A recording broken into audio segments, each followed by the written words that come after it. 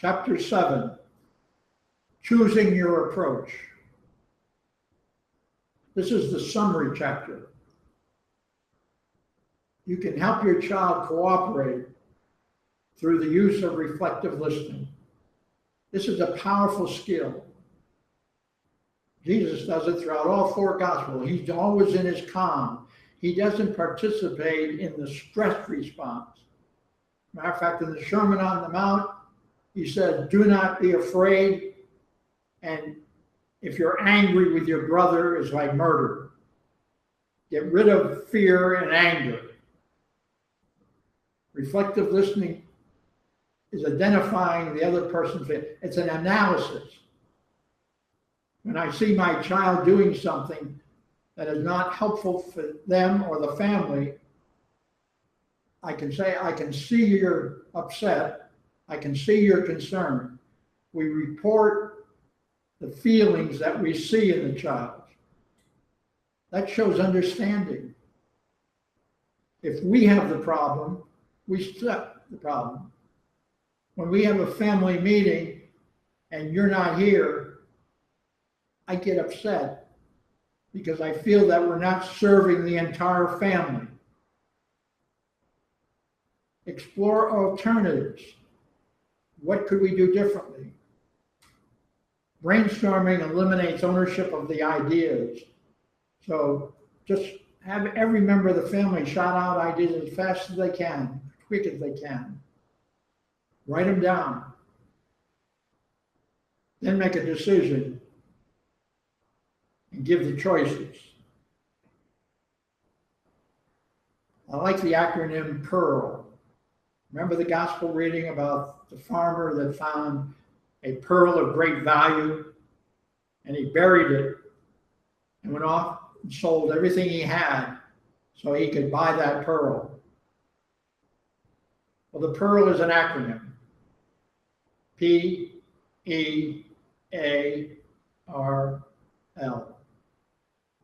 Your faith is a pearl of great value.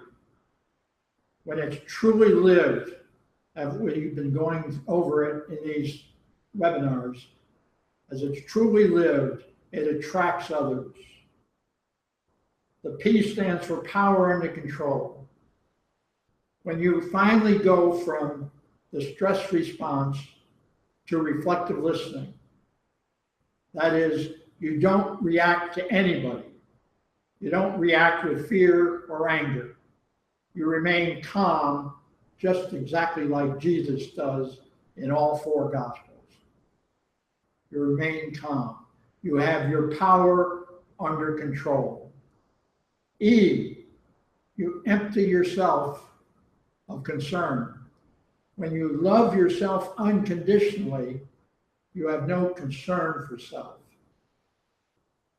When you love yourself unconditionally, your concern goes from me to we, from thee to we. Love of self brings concern for we. In my book on the Beatitudes, I say, concern for Christ. Love of self brings concern for Christ. Christ is the family. All the members of your family make up your domestic body of Christ. Accept the person, not the behavior. Help to build self-discipline in all members of the family. The R in PEARL stands for report, not react. Eliminate fear and anger by learning the skills of reflective listening. And finally, the L in PEARL is love. Love yourself, and then love your neighbor. Love self. You know, I like to say we are created in love, we were born in love, and we grow in love. And that's the vision of the family. Explore alternatives whenever there's a problem and give choices. Let's review your tools. What is the child's goal if there's misbehavior? Does the child's behavior trigger the feelings of anxiety, annoyance, hurt, or helplessness in you? Then change your response. Go back and reread chapter 2. Who owns the problem? That determines the course of action. If the child owns the problem, use reflective listening or ignore. If you own the problem, use the I message to state the behavior, how you feel about it, and why you feel that way. Your response. And how can you help? Do the unexpected. Be the agent of change in your family.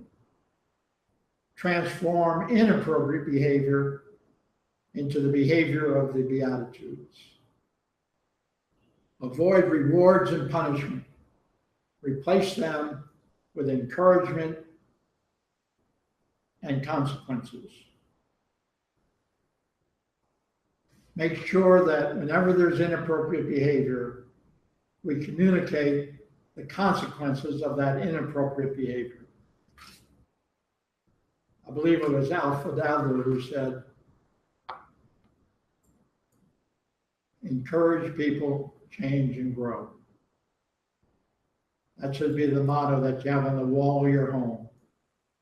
Encourage people, change, and grow.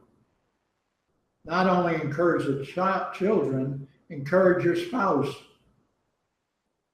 Encourage your children to encourage you to identify behaviors that help the family and report them.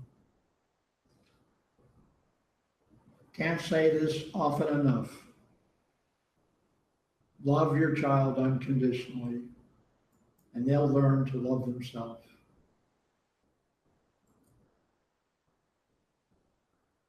Love your child unconditionally, and they'll start to love you unconditionally. You can learn self-love through your child. That is truly the good news. Teach your children to make decisions, give choices, explore alternatives, help them become problem solvers, follow the 5-step process, understand what the problem is, seek first to understand before you would be understood, brainstorm ideas, perhaps at the family meeting, discuss ideas, choose the idea, and use the idea. Follow the process, teach them to problem solve. This one is really important. Encourage healthy activities. Identify the personality and preferences of your children and guide them towards activities that help them grow and develop. Talk to them about drugs and other things in the outside environment that can harm them.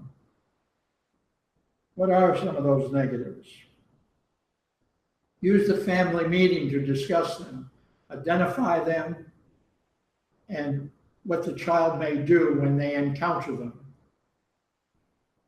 Do you hear me? What the child can do when they encounter a drug dealer. If you haven't taught them what to do, they're going to go along with it. At least there's a chance they will. Talk to them about drugs, about sex, about violence, about lying, and all the lying, the white lies, the innuendos, slander, gossip. Most of all, train them how to defend their faith. Know who the parents of their friends are and what their faith is, and what obstacles to faith they may encounter through that friend. Know the parents of the friends. Teach them the power of togetherness. When they're walking home from school, walk in groups. Remember TEAM, T-E-A-M, together each achieves more. Have their group